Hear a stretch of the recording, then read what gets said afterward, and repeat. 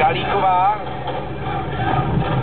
která svoji razantní diagonální smečí zakončila po 21 minutách úvodní vsadu, která vůbec nic neznamená. Připomeňme si jen, že v tom druhém utkání, tedy v tom předchozím, kdy se olomoucké hráčky dostali poté do vedení 2-0 na zápasy, taktéž vyhráli Prostějovanky první sadu v olomoucké hale 25-23, ale druhou prohráli nevídaným rozdílem 8-25.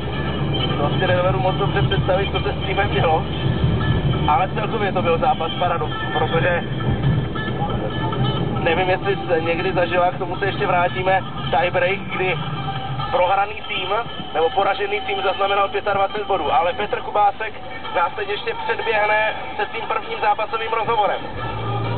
Já mám u mikrofonu hráčku Prostějova, která určitě chybí svému týmu, Evu Ryšavou. Evo, jste zraněná, stihnete letos ještě si zahrát playoff, pokud by Prostějov postoupil do finále? No, tak já myslím, že zřejmě letos už to nestihnu.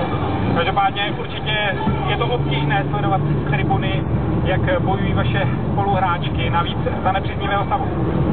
No, tak je to sice takový ze stavu 2-0 těžký, ale já holkám věřím a myslím, že to zvrátí, že na to má a že v podstatě ty první dva zápasy byly... Děl v trestném činu krádeže uvedl. Přesný soupis odsudených věcí zatím nesestaví. Manželka totiž zrovna včera večer odjela na abiturientský sjezd po 30 letech a tak ze sebe udělala pozlacené strašidlo.